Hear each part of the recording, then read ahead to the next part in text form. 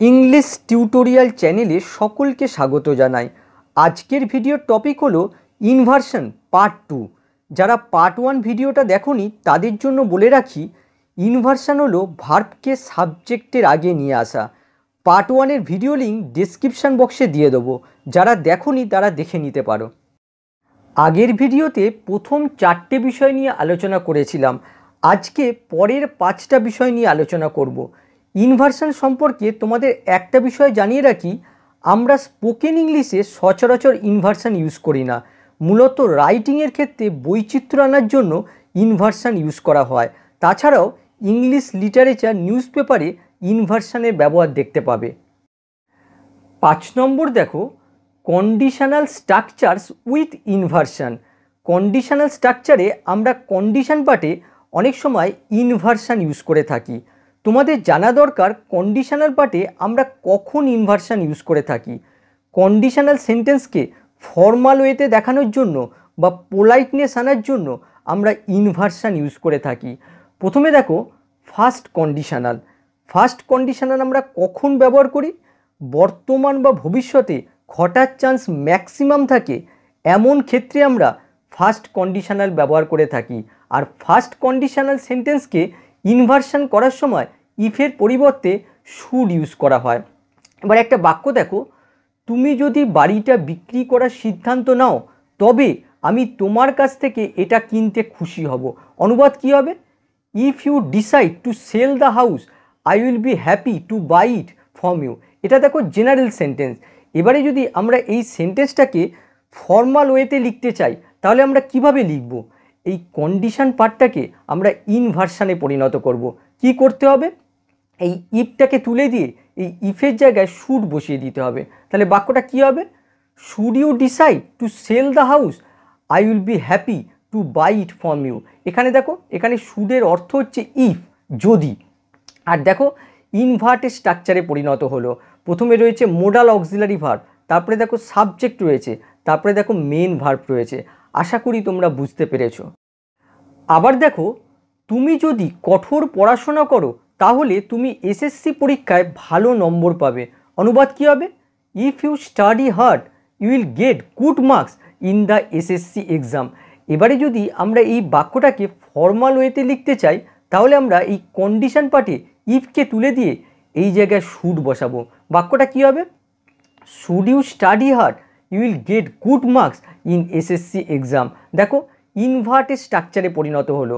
Modal auxiliary verb, subject, main verb. এবার পরের বাক্য দেখো, যদি তুমি কখনো বিপদে পড়ো তাহলে আমি তোমাকে সর্বদা সাহায্য করতে প্রস্তুত থাকব। If you are ever in danger I will always be ready to help you.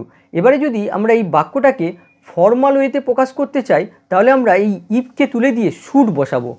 বাক্যটা হবে should you be ever in danger I will always be ready to help you. এখানে দেখো ইনভার্টেড স্ট্রাকচারে পরিণত হয়েছে। Modal auxiliary verb, subject, main verb. এবারে একটা জিনিস লক্ষ্য করো, এখানে দেখো আরের জায়গায় এখানে আমি বি বসিয়েছি। মনে রাখবে যখন আমরা ইফের পরিবর্তে শুড ইউজ করছি তখন এখানে যে কোনো বি ভার্ব থাকলে তার জায়গায় এই বি ভার্বেরই বেস ফর্ম বি বসাতে হবে, কারণ আমরা জানি যে শুডের পরে সবসময় ভার্বের বেস ফর্ম বসে। যদি তার কাছে টাকা থাকে তাহলে সে একটা গাড়ি কিনতে পারে। অনুবাদ কী হবে? If he has money he can buy a car. এই বাক্যটাকে আমরা যদি ফর্মাল ওয়েতে দেখাতে চাই তাহলে বাক্যটা এরকম হবে, should he have money he can buy a car. এখানে দেখো ইফের পরিবর্তে শুড ইউজ করা হলো। আর যেহেতু শুডের পরে ভার্বের বেস ফর্ম বসে তার জন্য দেখো এই হ্যাজটা হ্যাবে পরিণত হলো। এবার দেখো সেকেন্ড কন্ডিশনাল। সেকেন্ড কন্ডিশনাল আমরা কখন ব্যবহার করি? বর্তমান বা ভবিষ্যতের কোনো অবাস্তব বা কাল্পনিক ঘটনা প্রকাশের জন্য আমরা সেকেন্ড কন্ডিশনাল ব্যবহার করি। সেকেন্ড কন্ডিশনাল বাক্যকে ইনভার্সন করার সময় আমরা ইফের পরিবর্তে ওয়ার ব্যবহার করি।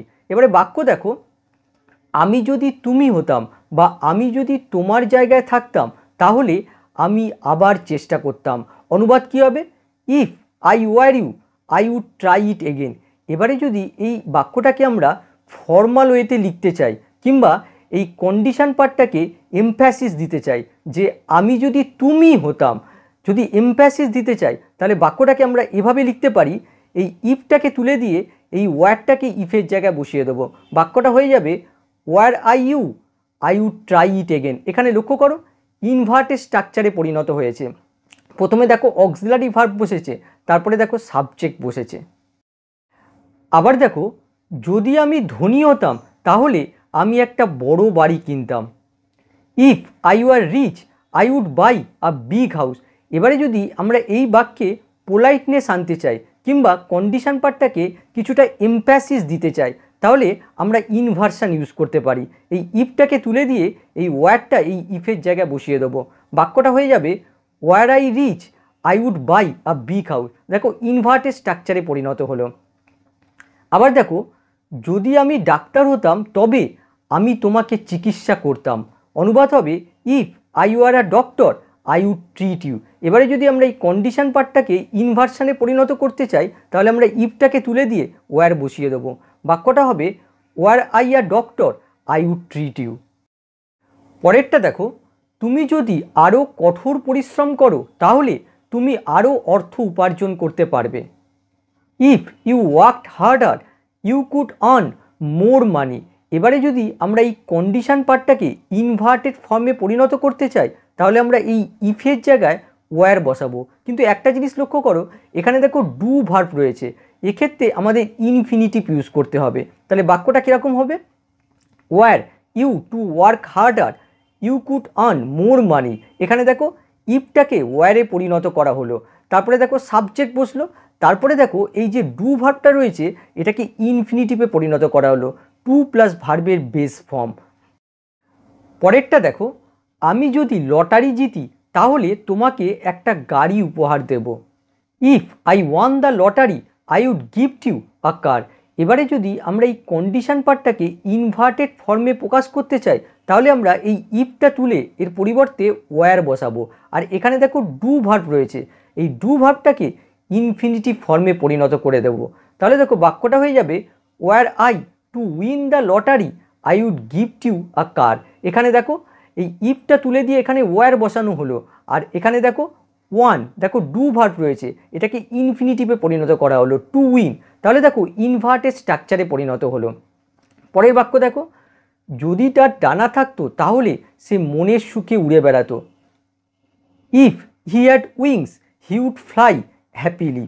এবারে যদি আমরা এই কন্ডিশন পার্টটাকে ইনভার্টেড ফর্মে প্রকাশ করতে চাই তাহলে আমরা এই ইফটাকে তুলে ওয়ার বসাবো। আর এখানে দেখো হ্যাভ ভার্ব রয়েছে, এটাকে আমরা ইনফিনিটিভ ফর্মে পরিণত করব।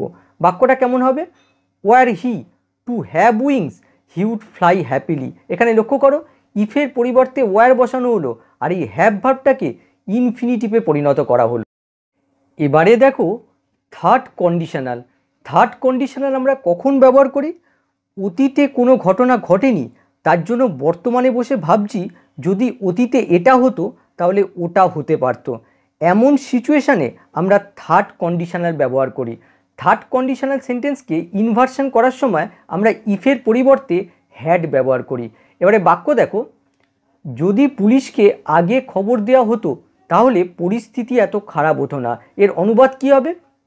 If the police had been informed earlier the situation would not have been so bad. এখানে দেখো প্যাসিভ ইউজ করা হয়েছে। এবারে যদি আমরা এই কন্ডিশন পার্টটাকে ইনভার্টেড ফর্মে প্রকাশ করতে চাই তাহলে আমরা এই ইফটাকে তুলে দেবো আর এই হ্যাডটাকে ইফের জায়গায় বসিয়ে দেবো। বাক্যটা কী হবে? Had the police been inform earlier the situation would not have been so bad. এখানে লক্ষ্য করো ইনভার্টেড স্ট্রাকচারে পরিণত হলো, প্রথমে অক্সিলারি ভার্ব আর তারপরে হচ্ছে সাবজেক্ট। আবার দেখো সে যদি সমস্যাটা বুঝতো তবে সে ওই ভুলগুলো করতো না। If he had understood the problem he wouldn't have committed those mistakes. এবারে যদি আমরা এই কন্ডিশন পার্টটাকে ইনভার্টেড ফর্মে দেখাতে চাই তাহলে আমরা এই ইফটাকে তুলে দেবো আর এই হ্যাডটা ইফের জায়গায় বসিয়ে দেবো। বাক্যটা হবে had he understood the problem he wouldn't have committed those mistakes. তাহলে লক্ষ্য করো এখানে ইনভার্টেড ফর্মে পরিণত হলো, প্রথমে অক্সিলারি ভার্ব, তারপরে সাবজেক্ট, তারপরে মেইন ভার্ব। পরেরটা দেখো, আমি যদি আরেকটু সতর্ক হতাম তাহলে আমি ফুলদানিটা ভাঙতাম না। If I had been more careful I wouldn't have broken the ভাজ। আমরা যদি এই কন্ডিশন পার্টটাকে ইনভার্টেড ফর্মে দেখাতে চাই তাহলে আমরা ইফটা তুলে দেবো আর এই হ্যাডটা ইফের জায়গায় বসিয়ে দেবো। বাক্যটা হয়ে যাবে had I been more careful I wouldn't have broken the vase. এখানে দেখো ইনভার্টেড স্ট্রাকচারে পরিণত হলো, auxiliary verb, subject, main verb. পরেরটা দেখো, তিনি যদি সেখানে থাকতেন তবে তিনি এটি দেখতে পারতেন। If he had been there he could have seen it. Condition পার্টটাকে যদি আমরা ইনভার্টেড ফর্মে দেখাতে চাই তাহলে ইফটাকে তুলে এই হ্যাডটা বসিয়ে দেবো। বাক্য হয়ে যাবে had he been there he could have seen it. 6 নম্বর দেখো, ইনভার্সন আফটার শো, নাইদার অথবা নর, সাচ, অ্যাস, দেন। এই শব্দগুলো যদি বাক্যের শুরুতে থাকে তাহলে তারপরে ইনভার্সন ইউজ করতে হয়। প্রথমে আমরা শো এর ব্যবহার দেখব। এর স্ট্রাকচারটা লক্ষ্য করো, প্রথমে থাকবে শো, তারপরে অ্যাডজেক্টিভ অথবা অ্যাডভার্ব আর তার সাথে দ্যাট ক্লজ থাকে। এবার একটা বাক্য দেখো, সে এত ক্লান্ত ছিল যে সে তাড়াতাড়ি বিছানায় শুতে গেল। অনুবাদ কী হবে? C was so exhausted that she went to bed early. এর স্ট্রাকচারটা লক্ষ্য করো, প্রথমে দেখো সাবজেক্ট, তারপরে দেখো ভার্ব, তারপরে দেখো সো হচ্ছে অ্যাডভার্ব, এক্সস্টেড হচ্ছে অ্যাডজেক্টিভ আর এই বাকি অংশটা দেখো দ্যাট ক্লজ, দ্যাট দিয়ে শুরু হয়েছে। এবারে আমরা এই দ্যাট ক্লজের আগের অংশ অর্থাৎ সি ওয়াজ সো এক্সস্টেড এই অংশটুকুকে আমরা ইনভার্টেড ফর্মে পরিণত করব। তার জন্য আমরা এই অংশটুকুকে রিভার্স করে দেব। তার মানে প্রথমে আসবে সো এক্সস্টেড, তারপরে আসবে ওয়াস, তারপরে আসবে সি। বাক্যটা লক্ষ্য করো, so exhausted was he that she went to bed early. দেখো ইনভার্টেড স্ট্রাকচারে পরিণত হয়েছে, প্রথমে অক্সিলারি ভার্ব রয়েছে, তারপরে দেখো সাবজেক্ট রয়েছে। এর বাংলা অনুবাদ কী হবে? এতটাই ক্লান্ত ছিল যে সে তাড়াতাড়ি বিছানায় শুতে গেল। এখানে দেখো রয়েছে এত ক্লান্ত ছিল, কিন্তু এখানে বলা হয়েছে এতটাই ক্লান্ত ছিল, তার মানে এখানে দেখো এমফ্যাসিস করা হয়েছে, তার জন্য দেখো এখানে ইনভার্টেড স্ট্রাকচার ইউজ হয়েছে। পরেরটা দেখো, সে কবিতাটা এত সুন্দরভাবে আবৃত্তি করেছিল যে প্রত্যেকেই তাকে প্রশংসা করেছিল। She recited the poem so nicely that everybody praised her. এই বাক্যের স্ট্রাকচার লক্ষ্য করো, দেখো সি হচ্ছে সাবজেক্ট, রিসাইটেড হচ্ছে ভার্ব, দ্য পোয়েম হচ্ছে অবজেক্ট আর শো হচ্ছে অ্যাডভার্ব, নাইসলি অ্যাডভার্ব আর এই বাকি অংশটা হচ্ছে দ্যাট ক্লজ। এবারে আমরা এই দ্যাট ক্লজের যে আগের অংশটা রয়েছে এটাকে আমরা ইনভার্টেড ফর্মে পরিণত করব, জাস্ট রিভার্স করে দেবো। তাহলে বাক্যটা কী হয়ে যাবে? সো নাইসলি, দেখো প্রথমে বসলো সো নাইসলি, তারপরে দেখো এখানে ভার্ব রয়েছে রিসাইটেড, এখানে দেখো কোনো অক্সিলারি ভার্ব নেই, তার জন্য এখানে ডিড আনা হলো, ডিডের পরে সাবজেক্ট বসাতে হবে, সাবজেক্ট বসলো, তারপরে দেখো রিসাইটেডটা রিসাইট হয়ে গেল, তারপরে দেখো দ্য পোয়েম বসে গেল আর বাকি অংশটা দেখো দ্যাট ক্লজ রয়েছে। বাক্যটা কী হলো? So nicely did she recite the poem that everybody praised her. এই বাক্যটার বাংলা কী হবে?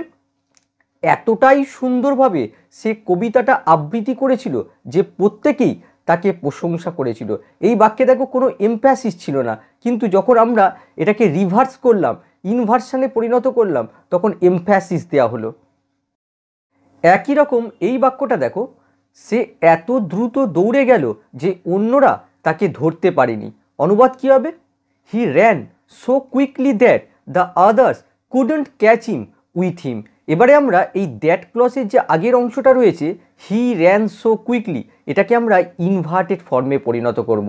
তাহলে দেখো সো কুইকলি, দেখো প্রথমে সো কুইকলি বসে গেল, তারপরে দেখো এখানে ভার্বটা দেখো র্যান পাস্টে রয়েছে, তার জন্য অক্সিলারি ভার্ব ডিড আনা হলো, তারপরে সাবজেক্ট বসে গেল, তারপরে দেখো র্যানেরই প্রেজেন্ট ফর্ম বসানো হলো রান, তারপরে দেখো দ্যাট ক্লজটা বসানো হলো।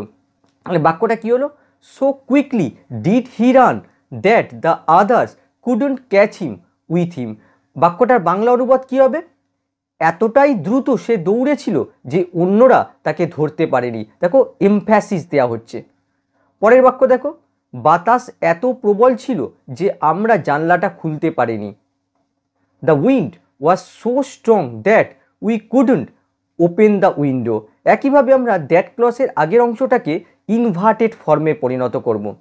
তাহলে দেখো প্রথমে সো স্ট্রং বসে গেল, তারপরে দেখো এখানে ওয়াস হচ্ছে মেন ভার্ব, এই মেন ভার্বটাই বসে গেল, সাবজেক্ট হচ্ছে দ্য উইন্ড বসে গেল, তারপরে দেখো দ্যাট ক্লজটা বসে গেল। তাহলে দেখো রিভার্টেড ফর্ম, ইনভার্টেড ফর্মে পরিণত হলো।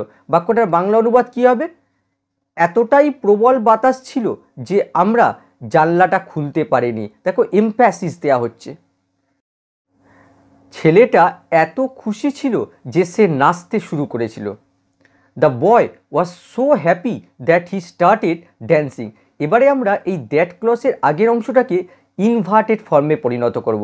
তাহলে দেখো প্রথমে সো হ্যাপি বসে গেল, তারপরে এখানে ভার্ব দেখো ওয়াজ, মেন ভার্ব ওয়াজ বসে গেল, তারপরে দেখো সাবজেক্ট হচ্ছে দ্য বয় বসে গেল, তারপরে বাকি অংশ হচ্ছে দ্যাট ক্লজ। বাক্যটা কী হলো? So happy was the boy that he started dancing. দেখো ইনভার্টেড ফর্মে পরিণত হলো। বাক্যটার বাংলা অনুবাদ কী হবে? এতটাই খুশি ছেলেটা ছিল যে সে নাচতে শুরু করেছিল। এমপ্যাসিস দেওয়া হচ্ছে। এরকম ধরনের আরও 3টে বাক্য দেখো। এতটাই কঠিন পরীক্ষাটা যে শিক্ষার্থীদের তৈরি হতে 3 মাস সময় প্রয়োজন। So difficult is the test that students need 3 months to prepare. দেখো ইনভার্টেড ফর্ম ইউজ হয়েছে। প্রথমে দেখো ভার্ব রয়েছে, তারপরে দেখো সাবজেক্ট রয়েছে। এতটাই গরম দিনটা ছিল যে আমি ঘুমোতে পারিনি। So hot was the day that I couldn't sleep. এত সুন্দর তার পোশাক ছিল যে প্রত্যেকে তার দিকে তাকিয়েছিল। So beautiful was a dress that everyone was looking at her. এবারে আমরা সাচের ব্যবহার দেখব। শোয়ের মতোই অনেকটা ব্যবহার। বাক্যটা দেখো, বাতাসটা এমন ছিল যে আমরা জানলাটা খুলতে পারিনি। The wind was such that we couldn't open the window.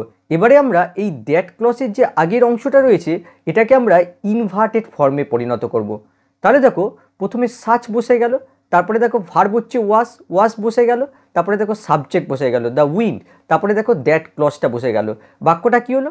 Such was the wind that we couldn't open the window. তাহলে দেখো ইনভার্টেড ফর্মে পরিণত হলো। এই বাক্যটার বাংলা অনুবাদ হবে এমনই বাতাস ছিল যে আমরা জানলাটা খুলতে পারিনি। এখানে দেখো বাতাসটা এমন ছিল, কোনো এমফ্যাসিস করা হচ্ছে না, কিন্তু এখানে দেখো এমফ্যাসিস করা হচ্ছে, এমনই বাতাস ছিল। আবার দেখো দিনটা এমন সুন্দর ছিল যে আমাদের বাইরে বের হতে হয়েছিল। It was such a lovely day that we had to go out. এবারে আমরা এই দ্যাট ক্লজের যে আগের অংশটা রয়েছে এটাকে আমরা ইনভার্টেড ফর্মে পরিণত করব। তার জন্য প্রথমে আমরা আনবো সাচ আ লাভলি ডে, তারপরে ওয়াস আনবো, তারপরে ইট আনবো। তাহলে দেখো সাচ আ লাভলি ডে ওয়াস ইট, তারপরে দেখো দ্যাট ক্লজটা বসানো হলো that we had to go out. তাহলে দেখো ইনভার্টেড ফর্মে পরিণত হলো। প্রথমে ওয়াস বসেছে, তারপরে দেখো ইট বসেছে। এই বাক্যটার বাংলা অনুবাদ হবে এমনই সুন্দর দিন ছিল যে আমাদের বাইরে বের হতে হয়েছিল। দেখো এমফ্যাসিস করা হচ্ছে। একই রকম আরেকটা বাক্য দেখো, তিনি এমন একজন দয়ালু ব্যক্তি ছিলেন যে তিনি তার সমস্ত অর্থ ভূমিকম্পে ক্ষতিগ্রস্তদের জন্য দান করেছিলেন। অনুবাদ কী হবে? He was such a kind person that he donated all his money to the victims of the earthquake. এই বাংলা বাক্যটা লক্ষ্য করো, এখানে দেখো কোনো এমফ্যাসিস দেওয়া নেই। এবারে আমরা এই বাক্যটাকে এমফ্যাসিস দিয়ে লিখতে চাই। তাহলে বাংলা বাক্যটা কেমন হবে? এমন একজন দয়ালু ব্যক্তি ছিলেন যে তিনি ভূমিকম্পে ক্ষতিগ্রস্তদের জন্য সমস্ত অর্থ দান করেছিলেন। তাহলে অনুবাদ কী হবে? Such a kind person was he that he donated all his money to the victims of the earthquake. এখানে লক্ষ্য করো দ্যাট ক্লজের আগের অংশটা ছিল he was such a kind person. প্রথমে সাচ আ কাইন্ড পারসন এই অংশটুকু নেওয়া হলো, তারপরে ওয়াজ নেওয়া হলো, তারপরে দেখো হি নেওয়া হলো। দেখো ইনভার্টেড ফর্মে পরিণত হলো। এই বাক্যটাকে এমফ্যাসিস করা হয়েছে। এবারে আমরা দেখব শো কিভাবে অ্যাফার্মেটিভ স্টেটমেন্টে ব্যবহার করা হয়। দেখো টিনা বলছে মাই মাদার ইজ ইল নাও। আমার মা এখন অসুস্থ। মিনা জবাব দিচ্ছে সো ইজ মাই সিস্টার। আমার বোনও। দেখো এমফ্যাসিস করা হচ্ছে। এর অর্থ হচ্ছে my sister is ill too, আমার বোনও অসুস্থ। এখানে দেখো ইস রয়েছে, বি ভার্ব রয়েছে, তার জন্য দেখো এখানে বি ভার্ব বসেছে ইস। আর দেখো ইনভার্টেড ফর্ম পাওয়া যাচ্ছে। প্রথমে রয়েছে ভার্ব আর তারপরে দেখো রয়েছে সাবজেক্ট মাই সিস্টার। আবার দেখো টিনা বলছে আই লাইক আইসক্রিম। আমি আইসক্রিম পছন্দ করি। মিনা জবাব দিচ্ছে সো ডু আই। আমিও এমপ্যাসিস করা হচ্ছে, এর অর্থ হচ্ছে আই লাইক ইট টু, আমিও পছন্দ করি। আর এখানে যেহেতু ডু ভার্ব রয়েছে তার জন্য দেখো এখানে ডু এসছে। আর এখানে লক্ষ্য করো ইনভার্টেড স্ট্রাকচার পাচ্ছি, প্রথমে রয়েছে ভার্ব, তারপরে দেখো রয়েছে সাবজেক্ট। আবার দেখো টিনা বলছে আই অ্যাম টায়ার্ড, আমি ক্লান্ত। তখন মিনা জবাব দিচ্ছে সো অ্যাম আই, আমিও। অর্থাৎ এখানে এমপ্যাসিস করা হচ্ছে, এর অর্থ হচ্ছে আই অ্যাম টায়ার্ড টু, আমিও ক্লান্ত। এখানে দেখো বি ভার্ব রয়েছে তার জন্য দেখো এখানে বি ভার্ব বসেছে। আর লক্ষ্য করো ভার্ব আগে সাবজেক্ট পরে ইনভার্টেড ফর্মে পরিণত হয়েছে। আবার দেখো টিনা বলছে আই ডোন্ট লাইক আইসক্রিম, আমি আইসক্রিম পছন্দ করি না। মিনা জবাব দিচ্ছে নাইদার অথবা নর ডু আই, আমিও করি না, অর্থাৎ আমিও আইসক্রিম পছন্দ করি না। এক্ষেত্রে দেখো শো ইউজ করা হলো না, যেহেতু এটা নেগেটিভ স্টেটমেন্ট তার জন্য এখানে শো বসবে না, নাইদার অথবা নর বসবে। মনে রাখবে শো অ্যাফার্মেটিভ স্টেটমেন্টের ক্ষেত্রে বসে, আর নাইদার অথবা নর নেগেটিভ স্টেটমেন্টের ক্ষেত্রে বসে। আর এখানে দেখো লাইক ডু ভার্ব রয়েছে তার জন্য এখানে ডু ভার্ব আনা হয়েছে। আর দেখো ইনভার্টেড ফর্মে পরিণত হলো ডু আই।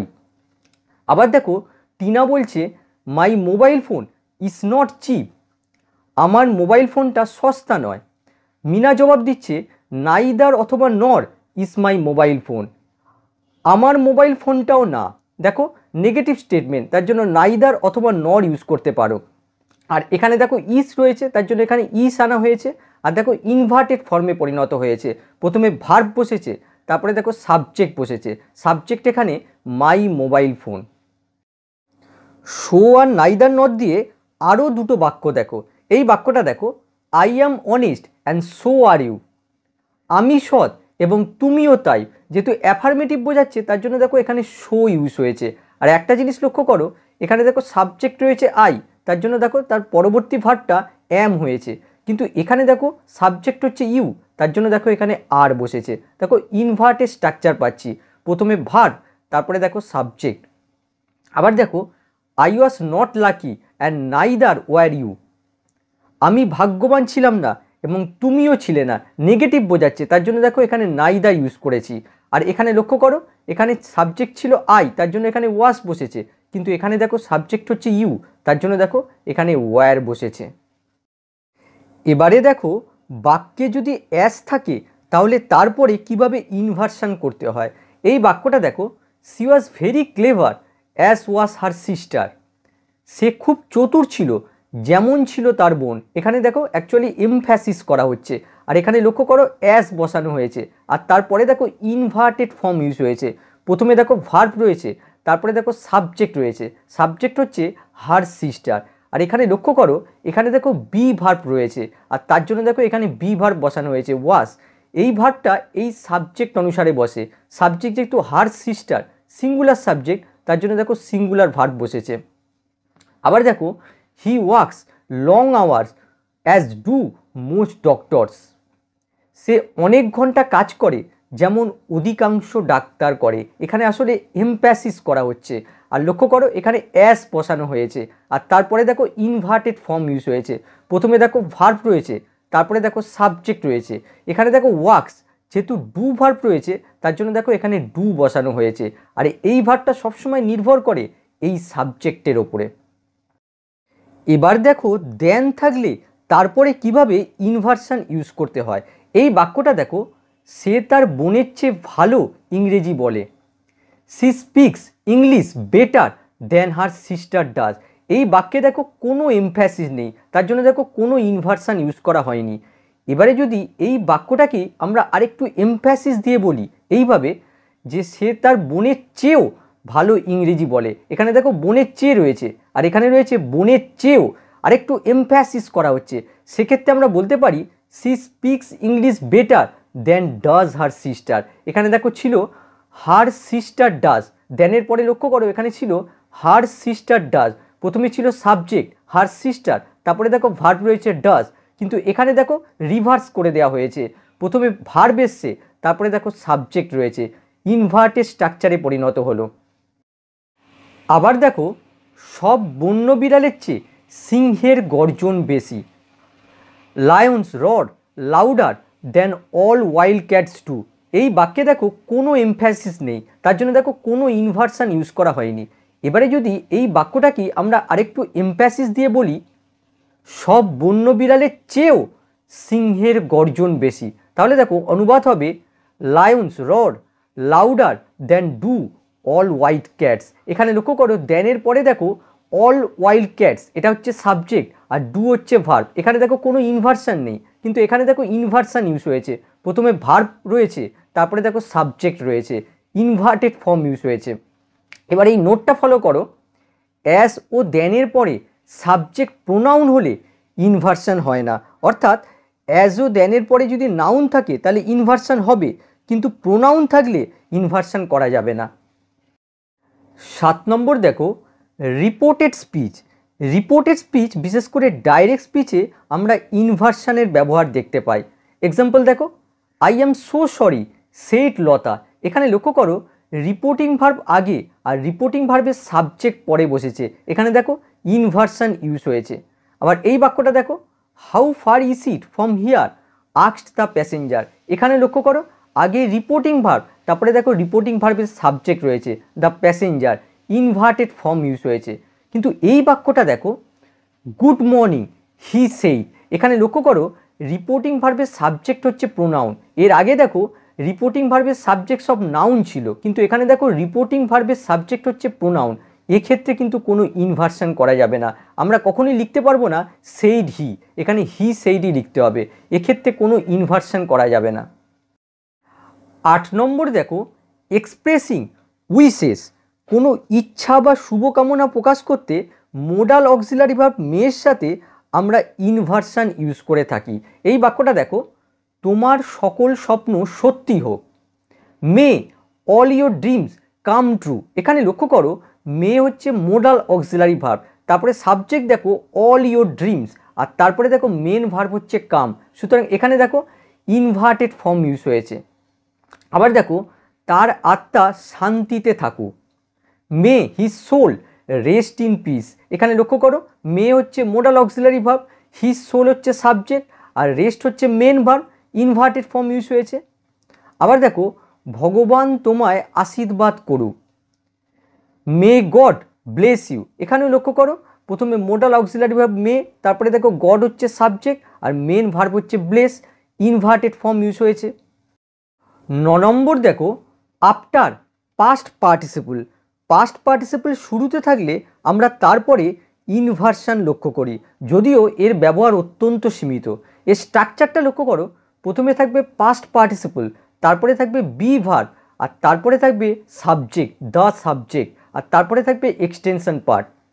মানে বাক্য দেখো, সেই দিনগুলো চলেই গেছে যখন আমরা সবাই একসাথে খেলতাম, gone are the days when we all used to play together. এখানে স্ট্রাকচারটা লক্ষ্য করো, এখানে দেখো প্রথমে পাস্ট পার্টিসিপল বসেছে, গো ভার্বের পাস্ট পার্টিসিপল ফর্ম বসেছে, তারপরে দেখো বি ভার্ব বসেছে আর তারপরে দেখো দ্য বসেছে, আর তারপরে দেখো সাবজেক্ট বসেছে, আর বাকি অংশটা হচ্ছে এক্সটেনশন পার্ট। বাক্যটা কী হলো, gone are the days when we all used to play together. পরের বাক্য দেখো, সেই সোনালি দিনগুলো হারিয়েই গেছে যখন আমরা বাগান থেকে আম চুরি করতাম। এখানে দেখো আমই হয়ে গেছে, আম হবে, আম চুরি করতাম। দেখো এখানে বলা হয়েছে হারিয়েই গেছে, দেখো এখানে এমপ্যাসিস করা হচ্ছে। Lost are the golden days when we use to steal mangoes from orchard. লক্ষ্য করো প্রথমে রয়েছে পাস্ট পার্টিসিপল, তারপরে দেখো বি ভার্ব রয়েছে, আর তারপরে দেখো সাবজেক্ট রয়েছে দ্য গোল্ডেন ডেজ। এখানে দেখো ইনভার্টেড ফর্ম ইউজ হয়েছে। আশা করি ইনভার্সানের কনসেপ্টটা তোমরা বুঝতে পেরেছো। আবার নেক্সট ক্লাসে দেখা হবে, বাই।